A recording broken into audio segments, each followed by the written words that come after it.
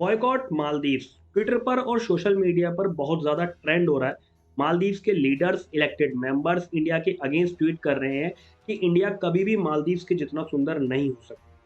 खुले में टॉयलेट करना इंडिया का कल्चर है और ये कल्चर ये लोग वेस्ट में भी लेकर जा रहे हैं। इस तरह की प्रतिक्रियाएं मालदीव्स के लीडर्स के द्वारा सामने आ रही हैं। ठीक है, आप ये देखो भी इसमें कि ये लोग ट्वीट कर रहे हैं इस तरीके से कुछ चीज़ों को।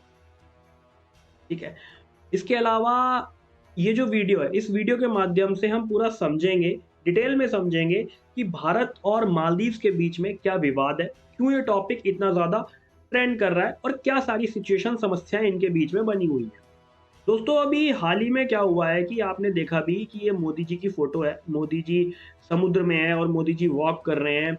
ये सारी जो है लक्षद्वीप की फ़ोटो है, क्योंकि अभी कुछ दिन पहले मोदी जी के लक्षद्वीप आइलैंड के कुछ फ़ोटो वायरल हो गए, जिससे मोदी जी द्वारा लक्षद्वीप की सुंदरता को दर्शाया गया और साथ ही लक्षद्वीप के डेवलपमेंट के लिए कुछ पैसे भी दिए गए।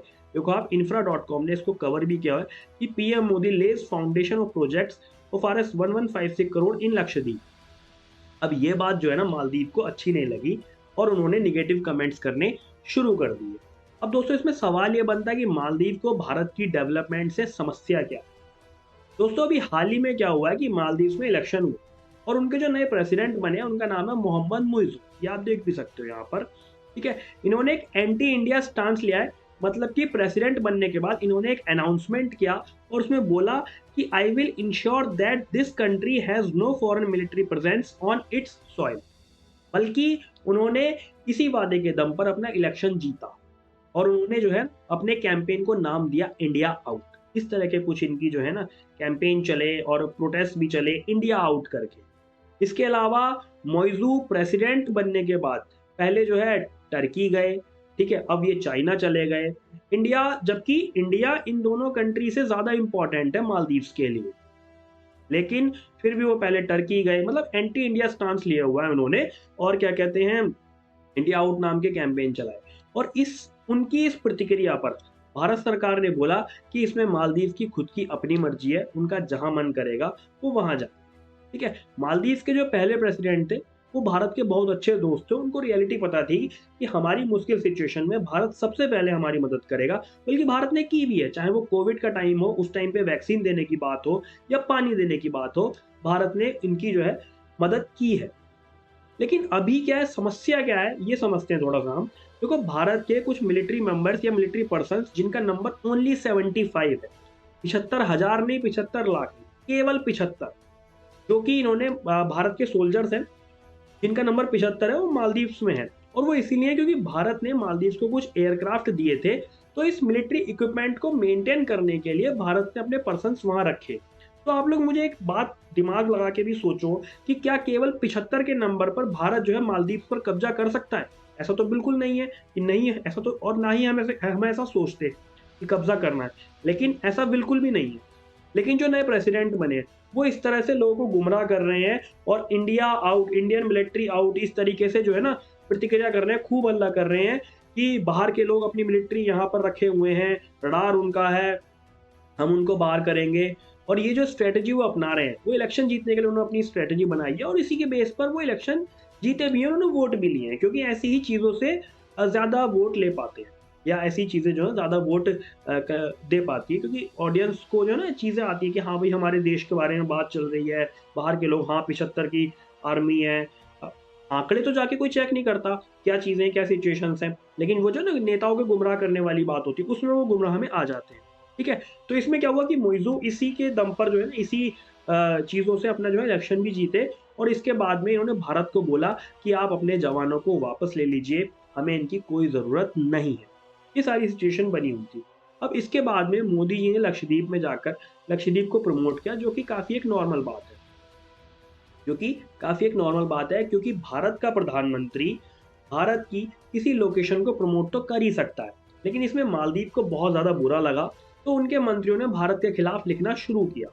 तो यहाँ भारत से भी उसकी प्रतिक्रिया हुई, भारत से बॉयकॉट मालदीव जैसी सिचुएशन देखने को मिली। अब दोस्तों, इसमें अगला सवाल ये भी बन सकता है कि क्या लक्षद्वीप मालदीव को रिप्लेस कर सकता है? चलिए कुछ और इन्फॉर्मेशन के साथ इसको भी समझते हैं। देखो, इंडियंस इस बारे में बातचीत कर रहे हैं कि छुट्टियां मनाने के लिए मालदीव क्यों जाए, लाखों रुपए मालदीव में क्यों खर्च करें, जबकि लक्षद्वीप एक बहुत अच्छा ऑप्शन हो सकता है।